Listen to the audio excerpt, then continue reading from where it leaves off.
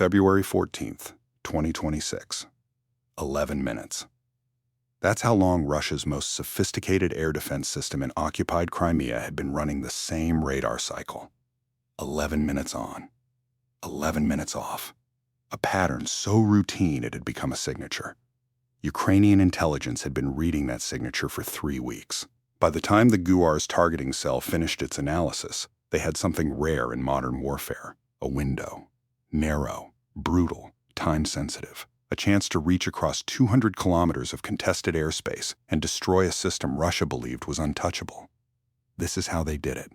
I'm your host at Steel Horizon, where we analyze the battles that change wars. What you're about to hear isn't speculation. It draws from Ukrainian General Staff briefings, OSINT satellite analysis, and verified combat footage reviewed after the operation. The names of ground assets remain classified. The results do not. Stay with us. Because what unfolds over the next 90 seconds of real-time execution, 3 separate strike elements, a spoofed radar environment, and 4 fiber-optic drones buried in a Crimean drainage ditch, will change how you understand modern air defense warfare.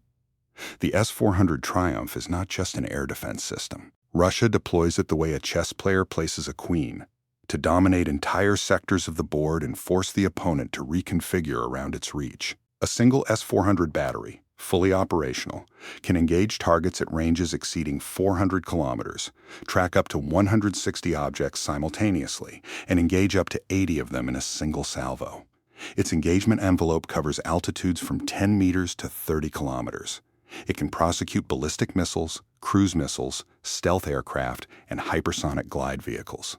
On paper, it's the most capable ground-based air defense system ever deployed in a combat theater. Russia had positioned a battery of S-400s near Yevpatoria on the western coast of Crimea, for one reason: to close the airspace corridor that Ukrainian aircraft and long-range missiles had been exploiting since mid-2025.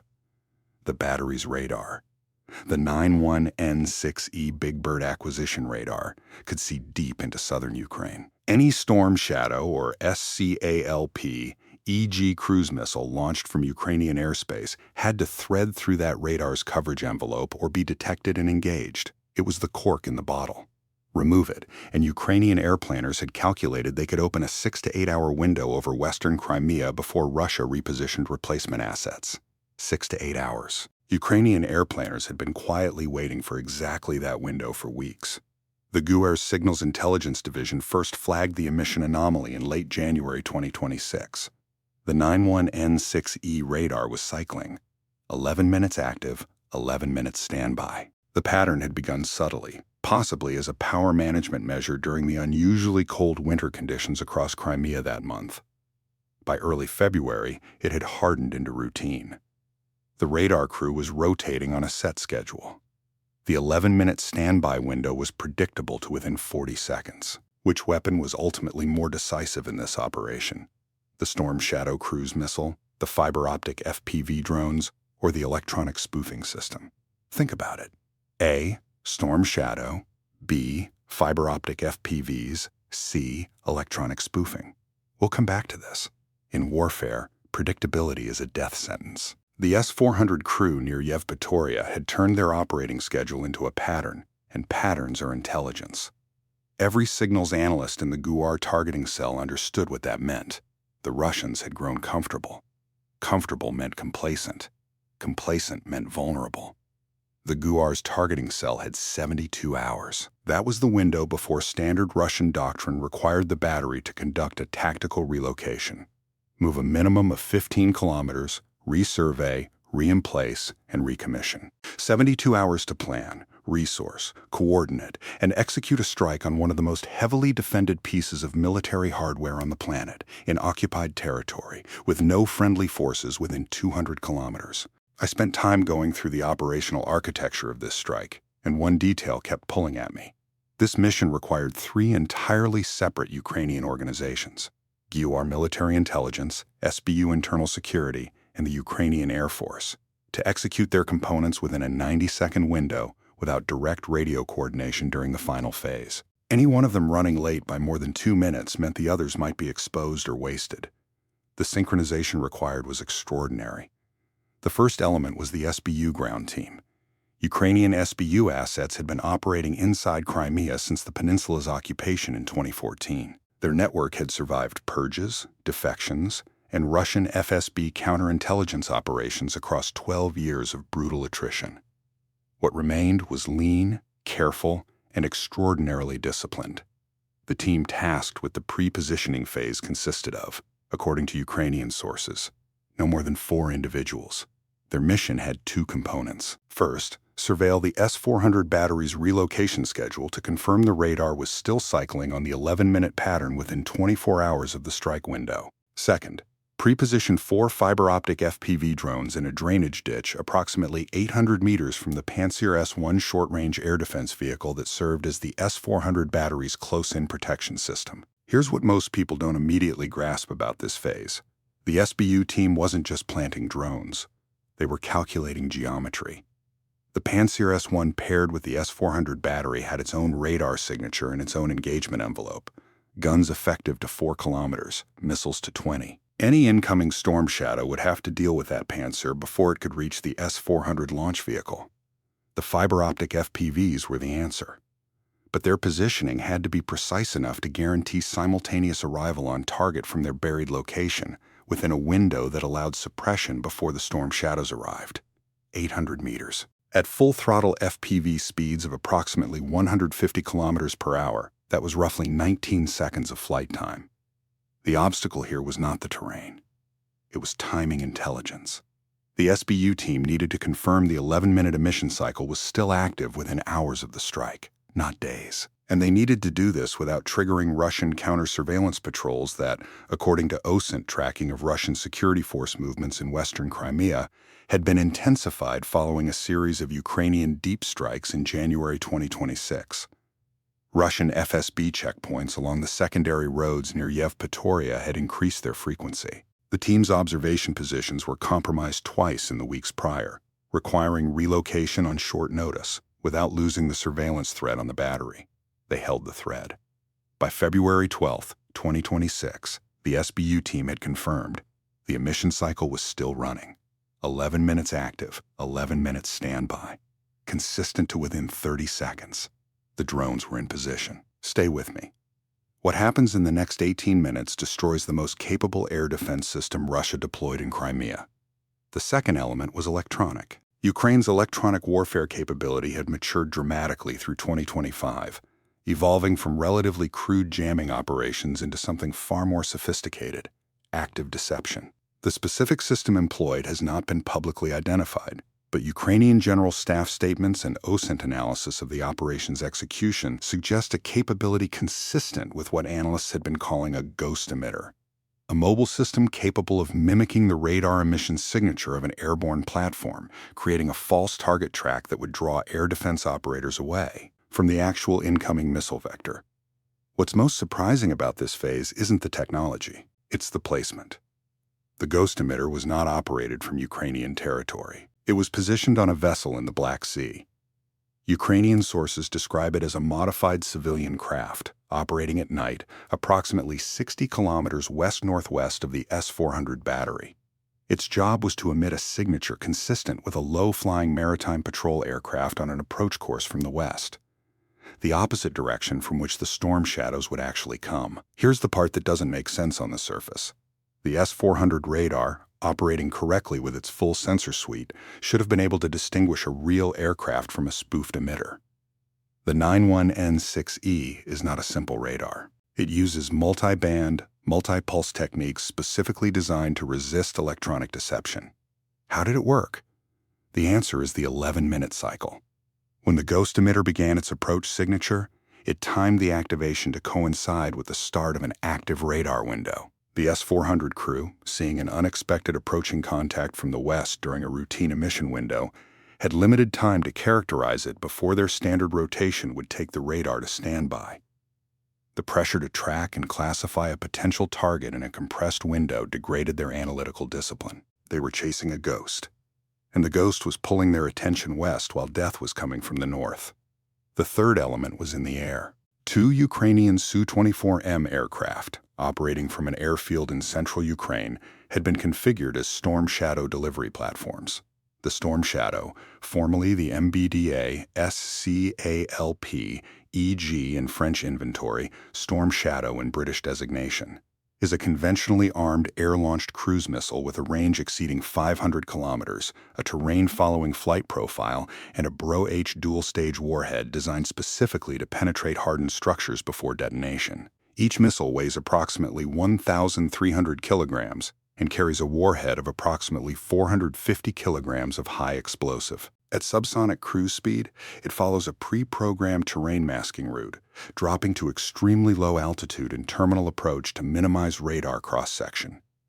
Ukraine had received Storm Shadows from the United Kingdom beginning in 2023, and by early 2026 had accumulated considerable operational experience with the weapon system. Ukrainian pilots and mission planners had developed refined tactics for threading Storm Shadows through layered Russian air defense networks, specifically exploiting terrain masking over the Crimean steppe, where the relatively flat terrain provided limited radar shadow, but where timed approach corridors could be exploited during brief radar degradation windows. The two Su-24 MiZ launched from their airfield at approximately 1 a.m. on February 14, 2026. They flew south at low altitude over Ukrainian-controlled territory, staying clear of Russian radar coverage. Each aircraft carried 2 Storm Shadow missiles, 4 in total. The mission plan called for all 4 to be released within a 45-second window, with 2 missiles designated for the S-400 launch vehicle and radar, and 2 held as contingency for the Pantsir S-1 if the fiber-optic FPVs failed to suppress it. The release point was approximately 200 kilometers from the target. At approximately 1:52 a.m., the first pair of Storm Shadows dropped from the Su-24M's hardpoints and ignited. Their terrain-following autopilots engaged. The missiles began threading the 40-kilometer air defense coverage corridor at an altitude of under 100 meters, traveling at approximately 900 kilometers per hour. Impact was calculated for approximately 2:18 a.m., 26 minutes of flight time, 26 minutes during which everything had to hold together. How many vehicles did Ukrainian forces destroy in the associated strike package, including both the primary S-400 battery components and the Pantsir S-1? A-4 vehicles, B-7 vehicles, C-11 vehicles. Keep that number in mind. We'll answer it at the end. What this operation reveals about Ukrainian strategic thinking is worth sitting with. This was not a reactive strike.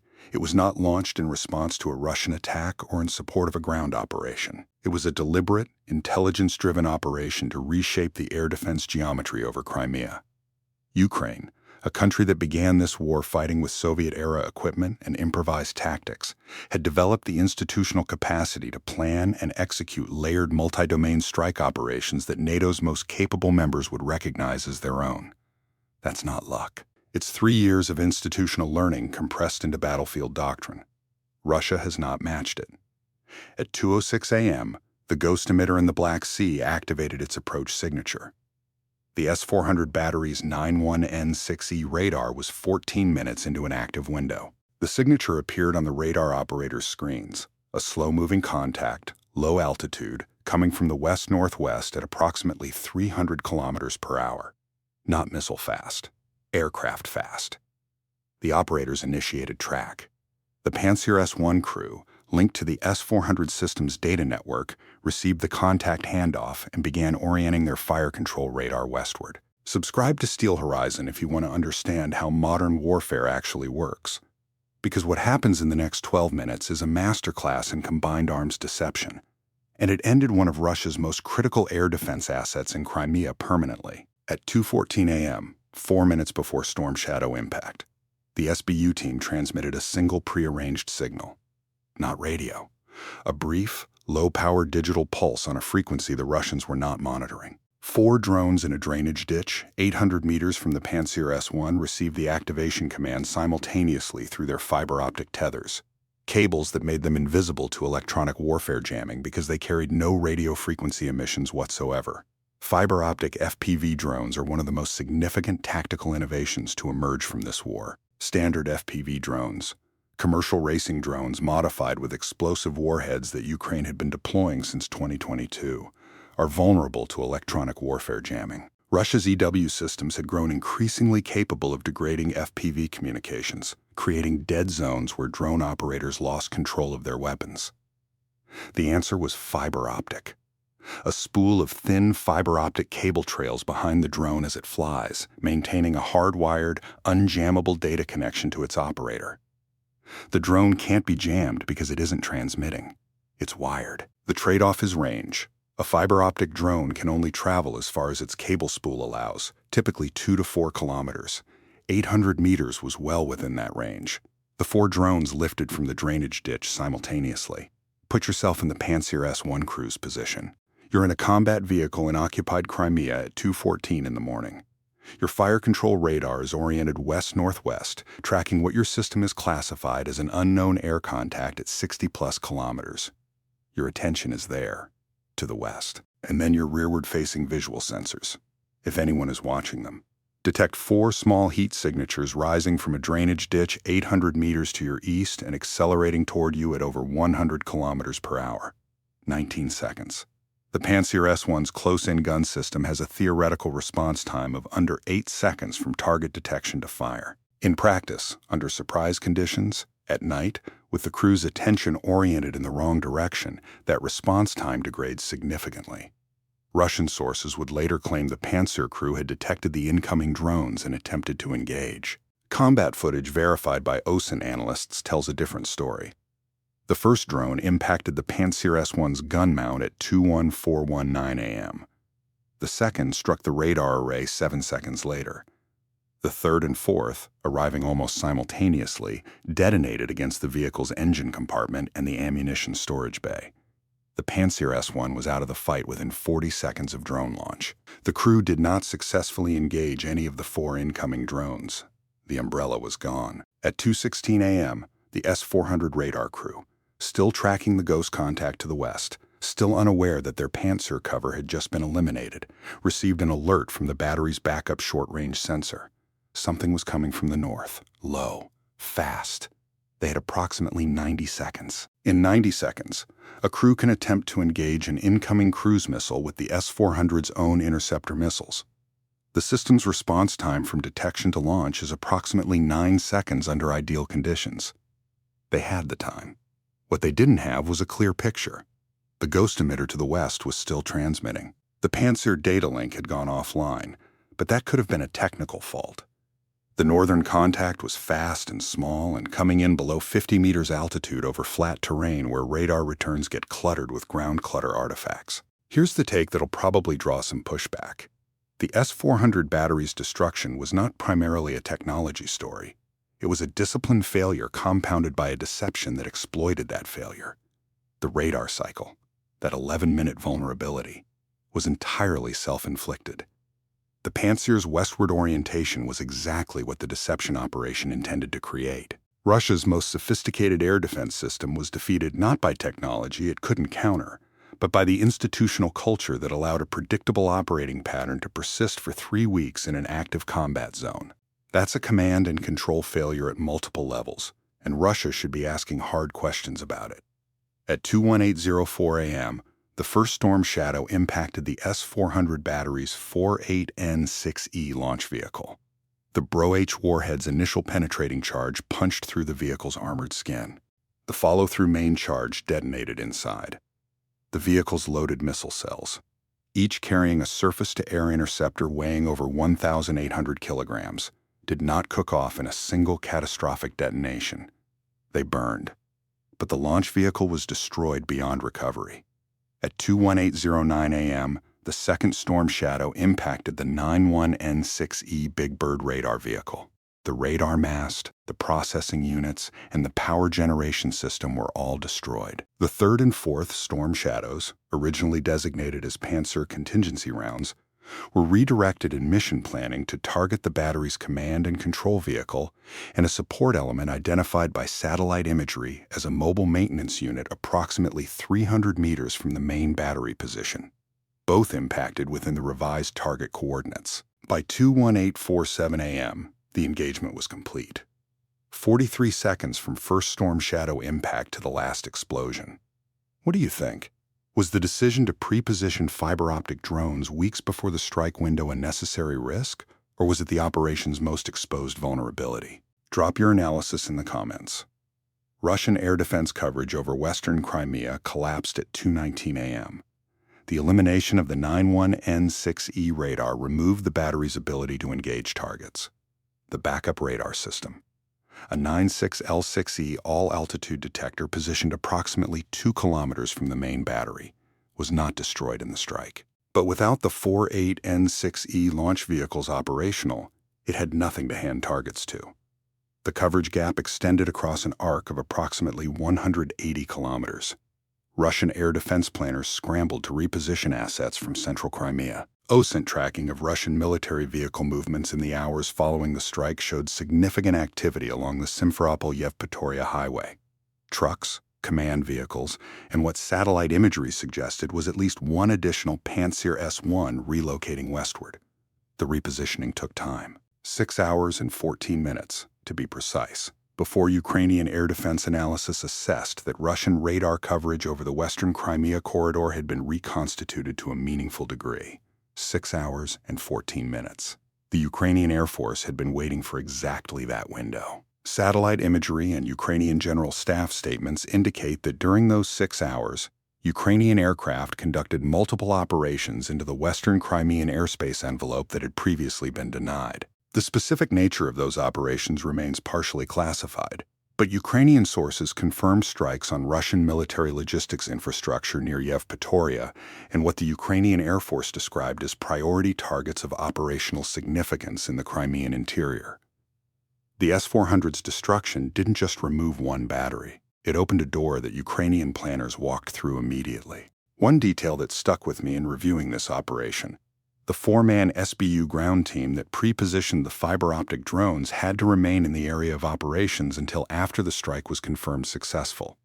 Russian security forces would immediately begin a cordon and search operation once the explosions were detected. The team's extraction, details of which remain classified, was apparently complicated by exactly that response. Ukrainian sources describe the extraction as tense without elaborating further. Those 4 individuals, whoever they are, spent the night of February 13th to 14th in occupied territory, buried drones by hand in the dark, waited, watched the sky, and then had to move through a Russian security response that was activated by the operation they had just enabled. They made it out. Combat footage captured by Russian sources and subsequently verified by OSINT analysts showed the aftermath of the S-400 battery position. The 48N6E launch vehicle was destroyed. The missile cells had burned for several hours, leaving a collapsed, blackened frame. The 91N6E radar vehicle was extensively damaged, with the radar mast destroyed and the vehicle's electronics suite burned out. The Pantsir S-1 showed multiple impact points consistent with the fiber-optic FPV strike described in Ukrainian reporting. 2 additional support vehicles in the battery area showed fire damage. Will Russia be able to reconstitute a comparable air defense capability in western Crimea before any negotiated end to hostilities? Comment yes or no, because the answer changes the entire strategic calculus of the peninsula's future. Intercepted Russian communications, fragments of which circulated through Ukrainian OSINT channels in the days following the strike, revealed the extent of the disruption. Russian air defense commanders in Crimea used language consistent with significant alarm.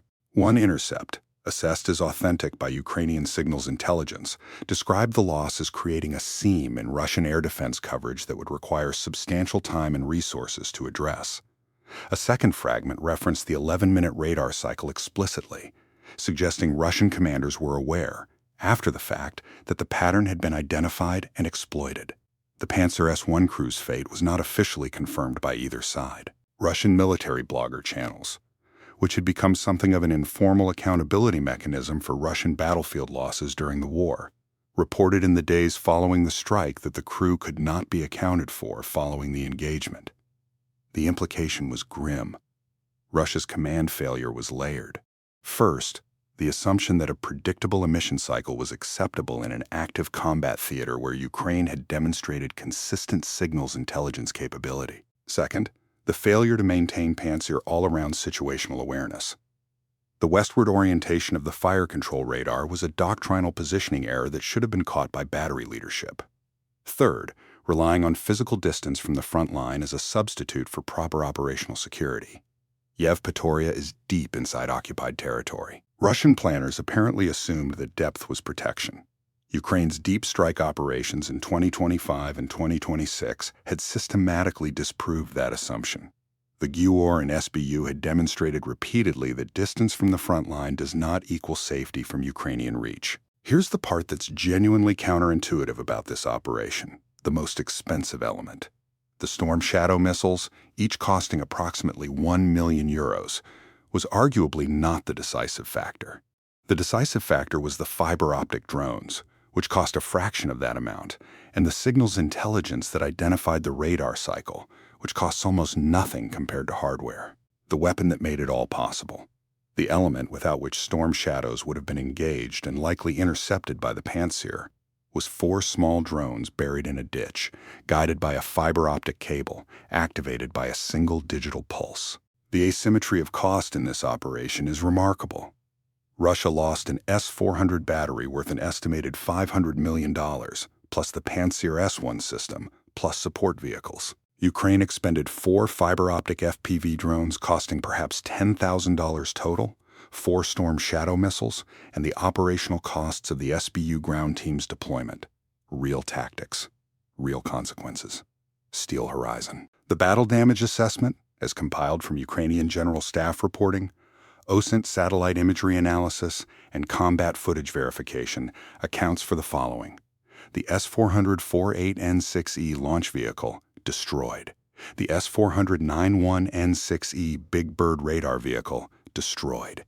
The battery command and control vehicle, destroyed. 1 support and maintenance vehicle, destroyed. 1 Pantsir S, 1 short-range air defense system, destroyed. Total, 7 vehicles and associated equipment destroyed. The radar coverage gap extended for 6 hours and 14 minutes. Ukrainian strike operations exploited that window immediately. If you've been keeping track, the answer to our engagement question, 7 vehicles, option B. Now let's talk about what this operation teaches us, because the lessons here go beyond tactics. They're strategic, doctrinal, and they have implications for every military force on the planet. The first lesson is about patterns. In modern warfare, any detectable pattern in your operational behavior is a vulnerability. The S-400 crew's 11-minute emission cycle was not the result of incompetence by the individual soldiers manning the system. It was a systemic discipline failure that persisted over weeks without correction from above. That means the unit's leadership failed to enforce randomization. That means the battery's higher command failed to inspect and correct. That means Russian air defense doctrine, which should mandate emission discipline in a contested signals environment, was not being enforced. One pattern, identified over 3 weeks, cost Russia one of its most valuable assets in Crimea. The second lesson is about layering. Ukraine's strike package was deliberately engineered to address every defensive capability the target possessed. Storm Shadows for the S-400 itself, fiber-optic FPVs for the Pantsir umbrella, electronic deception to draw the Pantsir's attention in the wrong direction, ground assets to confirm the operational picture within hours of execution. Remove any single layer and the operation either fails or produces a significantly degraded outcome. This is combined arms thinking applied to deep strike operations, a capability Ukraine had to develop largely from scratch, with limited prior doctrine, under combat conditions. The third lesson is about ground assets. The most sophisticated air-launched cruise missile in Ukraine's inventory required a human being to bury a drone in a ditch in enemy-occupied territory and wait for the right moment to send a signal. The technology cannot exist without the human. The human cannot succeed without the intelligence. The intelligence cannot become a strike without the technology. The loop is complete only when all 3 elements are present and synchronized. Ukraine built that loop. Russia, in this instance, never detected it. The fourth lesson is about strategic patience. Ukrainian air planners had been waiting for a window over western Crimea for weeks before this operation. They did not rush. They did not attempt the strike with an imperfect intelligence picture. They waited for the conditions to align. The confirmed radar cycle, the pre-positioned ground assets, the appropriate weather window for storm shadow terrain following, the availability of the electronic deception platform. Patience in strategic operations is not passivity. It is the discipline to wait for conditions that maximize the probability of success. The fifth lesson, and perhaps the most important for those watching Russian air defense doctrine going forward, is about the Pantsir. The Pantsir S-100 is Russia's answer to exactly this type of threat. Precision munitions targeting high-value air defense assets. It is supposed to provide the close-in defense layer that protects S-400 batteries from cruise missiles, loitering munitions, and drone attacks. In Yevpatoria on February 14, 2026, it failed catastrophically. Not because the system is incapable, but because its crew was oriented in the wrong direction at the wrong moment. The deception operation did exactly what it was designed to do. It created a false threat vector that pulled the Pantsir's attention away from the real one. Russia needs to examine whether its Pantsir crews are trained to maintain all-around situational awareness especially when a higher priority track is drawing attention in one direction. Subscribe to Steel Horizon, because we break down the battles that textbooks will study for decades. The quiz answer you've been waiting for. We asked how many vehicles Ukrainian forces destroyed in the full strike package. The answer is 7. The S-400 battery itself accounted for the launch vehicle, the 91N6E radar vehicle, and the command and control vehicle. 3 systems. The Pantsir S-100 was the 4th. 2 additional support vehicles within the battery area were destroyed by the 3rd and 4th Storm Shadow missiles. 7 vehicles. Total estimated value approaching $550 to $600 million in hardware, plus the strategic cost of the 6-hour coverage gap and whatever Ukrainian forces accomplished during it. 3 questions for you. Was positioning the SBU ground team inside Crimea weeks before the strike the right decision? Given that detection of any one of those 4 individuals would have burned the entire operation and potentially exposed the broader agent network? Could Russia have prevented this strike with better radar emission discipline alone? Or was the operation's success ultimately dependent on the successful pre-positioning of the fiber-optic drones regardless of the emission cycle? And most critically, what would you have done differently as the Russian battery commander, knowing that Ukraine had demonstrated persistent capability to strike targets across all of occupied Crimea? Would you have relocated more frequently? Changed your emission patterns? Added more Pantsir coverage? Comment your analysis. We read them all. What's most striking about this operation isn't the precision. It's what it signals about where the war is going. Ukraine is no longer simply defending against Russian strikes. Ukraine is systematically dismantling the architecture that enables Russian air dominance over occupied territory, piece by piece, battery by battery, using patience, intelligence, innovation, and a willingness to accept risks that most conventional militaries would classify as extraordinary. Russia built an air defense network over Crimea to make the peninsula untouchable. Ukraine is proving that no network stays untouchable when your adversary has the intelligence to find your patterns, the technology to exploit your blind spots, and the willingness to put people on the ground in enemy territory to make the targeting geometry work. Real battles, real tactics, real consequences. Steel Horizon. The fields near Yevpatoria are quiet now. The burned frame of Russia's S-400 launch vehicle sits in the cold Crimean winter air, a $500 million monument to the cost of predictability. The Pantsir, 4 fiber-optic FPV impact points visible in the post-strike imagery, is scrap metal. The radar that once watched the skies over western Crimea is gone, and somewhere, 4 members of an SBU ground team who spent the night of February 13th buried in the dark, doing the impossible thing that made all of it work. They went home. Modern warfare punishes tactical mistakes without mercy. Stay vigilant.